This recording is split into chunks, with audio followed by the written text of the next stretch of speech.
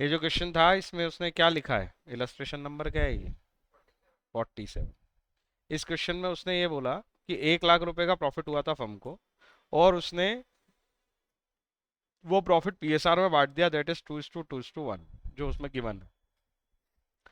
Partnership deed में provided है कि इंटरेस्ट ऑन कैपिटल देना पड़ेगा 10%, और इंटरेस्ट ऑन ड्राइंग भी लेना पड़ेगा 10%। इन दोनों एडजस्टमेंट को भूल के तुमने सीधे 1 लाख रुपए बांट दिए हैं। तो ये गलत तरीका है। अब तुम्हें उसको एडजस्ट करना है। अब तुमसे एडजस्टमेंट मांग रहा है। एडजस्टमेंट मतलब वो ये कह रहा है कि पूरी एंट्री वापस मत करो। एक कहानी तो ये होती है कि जो पुरानी एंट्री उनको रिवर्स कर दो, भाई जो भी बांटा है उसको रिवर्स कर दो, और जो सही तरीका था उससे दे दो। ये बात समझ में आती है? रेक्टिफिकेशन ही टॉपिक है ये, कि पुरानी एंट्री, सपोज तुमने क्या किया होगा, एक जर्नल एंट्री पास हुई है, समझना। वो कौन सी जर्नल एंट्री है?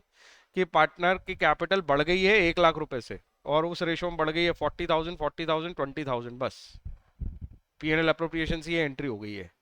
ये गलत एंट्री है, क्योंकि आपने पार्टनरशिप डीड फॉलो नहीं करी है। आपको ये दोनों एडजस्टमेंट इंक्लूड करने थे, उसके बाद जो डिविजिबल प्रॉफिट आता वो बांटना था। ये है क्वेश्चन। ये समझ में आ रहा है? अब मेरे को ये करना है कि मेरे को रेक्टिफिकेशन के लिए वो कैंसिल नहीं कर सकता मैं एंट्री, रिवर्स एंट्री और नई एंट्री नहीं करना है। मेरे को केवल एडजस्टिंग एंट्री बतानी है। भाई जो आपने दिया उसमें से हो सकता है कुछ पार्ट तो ठीक है, तो कैसे सॉल्व करते हैं इसको? सबसे पहले तो एक दो वर्किंग नोट तो इसलिए चाहिए पड़ेंगे कि बाद में जाके हमको इंटरेस्ट ऑन कैपिटल और इंटरेस्ट ऑन ड्राइंग की जरूरत पड़ेगी। तो पहले तो ये इंटरेस्ट ऑन कैपिटल बनाया मैंने। कैसे बनाया? पर्टिकुलर, तीनों पार्टनर, टोटल, ओपनिंग बैलेंस से ड्राइंग माइनस हो जाएगा, प्रॉफिट ऐड हो जाएगा। यहाँ पे तुम गलती कर रहे थे, क्वेश्चन ठीक से नहीं पढ़ रहे थे। उसने बताया था कि एक जो बैलेंस ऑफ कैपिटल है ये कैसे आया है, तो उसने बोला था after giving effect to drawing and profit ये क्लोजिंग कैपिटल आई है। तो मैंने ओपनिंग और ये दोनों इफेक्ट देके क्लोजिंग के बैलेंस लिखे और बैलेंसिंग फिगर में निकाल दिया ओपनिंग बैलेंसेस। ठीक है, तो ये वो तब आए जब तुमने मेरे को बताना पड़ा ना। तो वो पूरी लाइन पढ़ने के लिए मैं बार बार बोलता हूँ कि जब भी कोई फिगर वो देता है तो उससे रिलेटेड जो पूरी लाइन है उस पर ध्यान दो। अब ये तो निकल गए ओपनिंग बैलेंसेस। ओपनिंग बैलेंस आ जाएंगे तो इंटरेस्ट ऑन कैपिटल आ जाएगी। तो इस वर्किंग नोट का पर्पस हल हो गया। 16,000, 14,000, 10,000 इनके ओपनिंग बैलेंसेस आ गए 10% पर एनम के हिसाब से। दूसरा वर्किंग नोट बना लिया हमने, calculation of interest on drawing. Drawing सीधे दे रखी थी उसने, जो सीधी ड्राइंग थी उसके ऊपर हमने इंटरेस्ट सीधे कैलकुलेट कर लिया 10% पर एनम से। और क्योंकि उसमें पीरियड नहीं दिया था तो हमने एवरेज पीरियड का निकाल लिया, मतलब 6 महीने का निकाल लिया। तो ये भी आ गए तीनों फिगर, इसमें भी कोई दिक्कत नहीं है। अब हम बेसिक क्वेश्चन पे चल सकते हैं। जो एक है गलती जो कर रखी है हमने, और उस गलती के कारण हुआ क्या है। जो हमने गलती कर रखी है, तो वर्किंग नोट इसको ऐसे भी बोल सकते हो जैसा ये यूज करते हैं। इसको बोल सकते हो तुम एडजस्टमेंट टेबल। हम एक टेबल बना रहे हैं जिसमें केवल एडजस्टमेंट निकालेंगे कि आखिर कैपिटल अकाउंट कितने से क्रेडिट डेबिट होना चाहिए, वो फाइनल फिगर निकालेंगे। तो एडजस्टमेंट टेबल कैसे बनती है?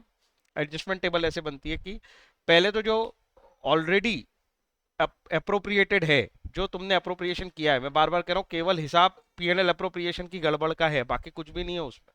तो पीएनएल अप्रोप्रिएशन में वो जो 1 लाख रुपए तुमने अप्रोप्रिएट किए थे वो ऐसे कर दिए थे कि कैपिटल अकाउंट, एडजस्टमेंट किससे होगा? कैपिटल अकाउंट से। तो कैपिटल अकाउंट क्रेडिट हो गया था ए के लिए, एन के लिए, डी के लिए, 40, 40, 20 से। ये ऑलरेडी क्रेडिटेड है। अब भाई अगर इसको, जैसे एग्जांपल के लिए 41,000 से क्रेडिट होना चाहिए, हमारा फाइनल आंसर ये निकलता है, तो मैं 1,000 से बढ़ाऊंगा, क्योंकि 40 तो ऑलरेडी है ना। इसलिए ये एडजस्टमेंट टेबल इसलिए बनाते हैं कि हमको पता चल जाए कि ऑलरेडी इतने से अप्रोप्रिएटेड है ये, हम केवल डिफरेंस से इसको अप्रोप्रिएट करेंगे। तो अब करेक्ट मेथड से इसको कितने मिलने थे, ये तो वो वाला तरीका हो गया जो ऑलरेडी कर रखा था। फिर पार्टनरशिप डीड के हिसाब से अब हमने इसको बनाया। वही पुराने तीनों पार्टनर हैं और उनके लिए बांटा जा रहा है। तो सबसे पहले तो मेरे पास एक नेट प्रॉफिट था। मैंने, देखो बांटना का तरीका समझना। एक तो नेट प्रॉफिट था 1 लाख, पर क्या 1 लाख बटेगा? नहीं। जब इंटरेस्ट ऑन ड्राइंग है तो इंटरेस्ट ऑन ड्राइंग रिसीव भी तो होगी। इंटरेस्ट ऑन ड्राइंग रिसीव होगी तो टोटल 1,07,000 हो जाएंगे क्रेडिट साइड पे। पीएनएल अप्रोप्रिएशन लाओ दिमाग में, अपने आप बनती जाएगी टेबल। तो 1,07,000 बटेगा तब तक, जब तो मैंने इन तीनों से ये ले लिया, 3 पैसे प्रॉफिट में इसको जोड़ना था। टोटल मेरे पास फंड अवेलेबल हो जाएगा 1,07,000। समझ रहे हो? तो 1,07,000 में से अब क्या करना है? 1,07,000 में से इंटरेस्ट ऑन कैपिटल बांटना है। वो 40,000 हम कैलकुलेट कर चुके हैं, वर्किंग नोट नंबर 1। हाँ या ना? इंटरेस्ट ऑन ड्राइंग कहां से लाए, वर्किंग नोट नंबर 2, तो बढ़ा लिया, वो दे दिया, और जो डिविजिबल प्रॉफिट बचा उसे पीएसआर में बांट दिया, 2:1। तो एक्चुअल में ये 1,07,000 ऐसे बटना था, 40,000 ऐसे चले जाएगा, इंटरेस्ट ऑन कैपिटल फॉर 67,000 2:1 में बट जाएगा। इस तरह से 1,07,000 का टोटल बांट दिया जाएगा। मेरी बात समझ में आई? अब एडजस्टमेंट पे बात आते हैं। ऐसे देखें तो 40,000 से 42,800, टोटल 2,800 का इंक्रीज दिख रहा है। पहले इसको मिले थे 40, इसको मिलने कितने चाहिए, 40,800, तो इसको दिख रहा है 800 का इंक्रीज, और इसको मिलने चाहिए थे, इसको मिले थे 20,000 और इसको मिलने चाहिए 23,400, मतलब 3,400 का इंक्रीज। सब इंक्रीज ही हो रहा है सर, ऑब्वियसली। और ये इसका सम टोटल करोगे तो एक्चुअल में 1,00,000 बटे थे ना, ये 7,000 रुपए एक्स्ट्रा है, ये 7,000 का रीअपोर्शनमेंट है, वो 7,000 जो तुमने इंटरेस्ट ऑन ड्राइंग चार्ज नहीं की थी। लेकिन सर इंक्रीज कैसे, डेबिट क्या होगा?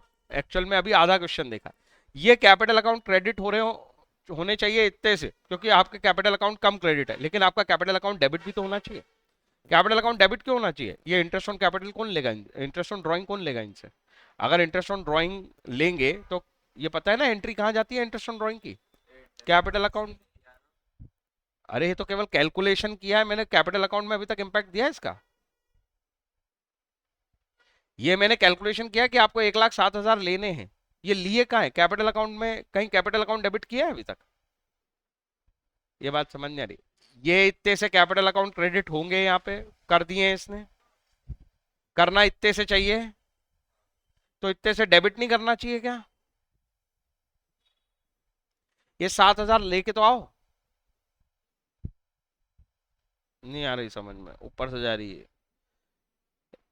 तुम कैपिटल अकाउंट कितना बांटोगे बताओ इस वर्किंग के हिसाब से?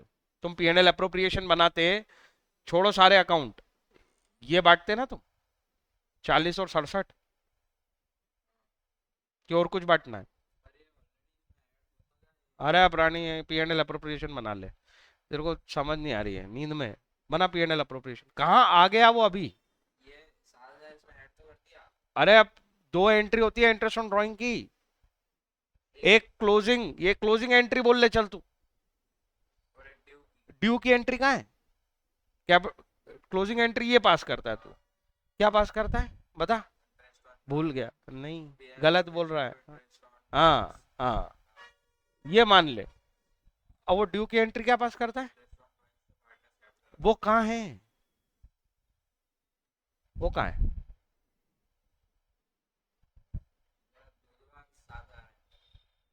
यस, 14 हुआ ही नहीं, तेरे को लग रहा है 14 हुआ?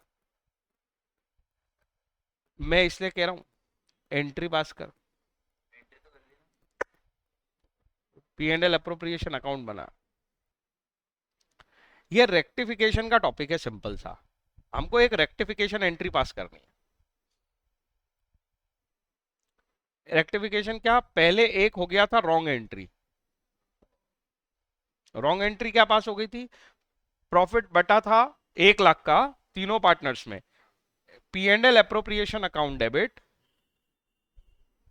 टू ए एन डी, और ये बट गए थे 40 40 20, जबकि बटना क्या चाहिए था, PNL appropriation account debit to A N D, ये 1,07,000 बटने थे, और बटने कैसे चाहिए थे?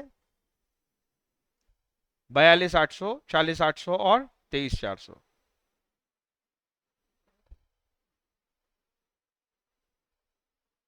ये ऐसे इनको प्रॉफिट मिलना है और यही मिलना है, लेकिन भाई ये 1,00,000 से 1,07,000 होगा कैसे?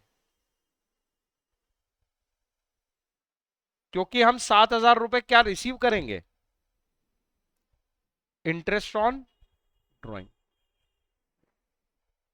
पुरानी वाली कहानी में तो ये पूरी बात ही भूल के बैठे थे कि हमको 7,000 रुपए इंटरेस्ट ऑन ड्रॉइंग लेने, तो ये 7,000 रुपए रिसीव करने की भी एक एंट्री आएगी, एक समझ रहा है, ये ओमिशन है, एरर ऑफ ओमिशन, ये एंट्री करना ही भूल गए, मतलब ये गलत, ये एंट्री ही नहीं करी है, तो एक तो ये एंट्री करनी पड़ेगी कि 7,000 और लेके आओ, तब तो एक साथ बांटोगे। या तो एक बांटा था पहले, तो एक साथ कैसे बांटोगे? तो पहले ये 7,000 और लाने तो पड़ेंगे। और लाने के लिए कहां से लाओगे? पार्टनर से ही तो लाओगे, ए एंड डी से ही लेके आओगे। ए एंड डी के कैपिटल अकाउंट डेबिट भी तो करोगे। ए एंड डी का कैपिटल अकाउंट कितना कितना डेबिट होगा भाई? जितना जितना उनके ऊपर इंटरेस्ट ऑन ड्रॉइंग चार्ज होना चाहिए। 2500, 3,000 और 1,500। 2500, 3,000, 1,500 टू कहां से? इंटरेस्ट ऑन ड्राइंग के नाम पे हम इनसे पैसा लाएंगे, ये 7,000 रुपए लेके आएंगे, तब बांट पाएंगे, एक साथ का हिसाब तब होगा। अब मैच हो गया देखो, बात समझ में आई? अब मुझे एक बात बताओ, ये अगर मेरे को दोनों एडजस्टमेंट करने, ये भी कैपिटल ये भी कैपिटल, एक ही कैपिटल, क्रेडिट हो रही है कितनी? 42,800, और डेबिट कितनी हो रही है? 2,500। तो इसका नेट निकालना पड़ेगा ना। तो 42,800 माइनस 2,500 मतलब, अरे 300, 403। तो 40,300 ही इसको क्रेडिट मिलना था, जबकि हम इसको कितना दे के रखें? 40,000। तो फाइनल एडजस्टमेंट कितने का होगा? केवल 300 का। मैंने इस चीज को टेबल में कैसे दिखाया है कि भाई ये चलो ठीक है, एक साथ बांट देते, तुमको इतना इतना मिलना चाहिए। जब इतना इतना मिलना चाहिए तो पता चले कि यार तुम्हारा कैपिटल अकाउंट बढ़ना चाहिए कितने से? 2,800 से, 800 से, यार 3,400 से। तो भाई ये तो गलत है। अभी आपको इंटरेस्ट ऑन ड्राइंग भी लाना है। 2,500 इसके डेबिट कराओ, 3,000 इसके डेबिट कराओ, और 1,500 इसके डेबिट कराओ, तब जाके आपका फाइनल आंसर आएगा। Are you getting my point? मैं चाहता ना तो इसको स्किप कर देता। मैंने ये समझाने के लिए लाइन लिखी है, मैं इसको स्किप करके बताऊं, सपोज थोड़ी देर के लिए ये लाइन नहीं है, इसको भूल जाओ, और मैं सीधे बोलता यही कंसेप्ट, क्योंकि ये लाइन भी कंसेप्ट पे ही सिखाई ना। मैं सीधे बोलता भैया ये 7,000, 1,00,000, तुम्हारे पास 1,00,000 थे, तुमने 1,00,000 बांटे थे, ये 7,000 तुम बांट रहे हो, 1,07,000, ये 1,07,000 में 7,000 तुम लाए हो ना, तब तो बांट रहे हो। तब तो ये पुराने वाले 1,00,000 से 1,00,000 मैच होगा। तो ये 7,000 लाओगे कैसे? ये 7,000 लाओगे कैसे? इतना इनको देना है। Are you getting my point? 1,07,000 इनके अकाउंट में क्रेडिट करना है तुमको। तो भाई ये 7,000 पहले डेबिट करो ना इनके अकाउंट से, तब तो 1,07,000 क्रेडिट करोगे। अगर माइनस प्लस में कंफ्यूजन है तो ये लो। अगर ये डेबिट करना है मेरे को 7,000, तो ये 7,000 रुपए कितने हैं? 2,500, 3,000 और 1,500। 42,800 में से 2,500 का यही वाला एडजस्टमेंट दे रहा था मैं। तो ये अब आप सीधा आएगा 40,300, मतलब ये इसके बाद सीधा ये एडजस्टमेंट, तो कितना आएगा ये?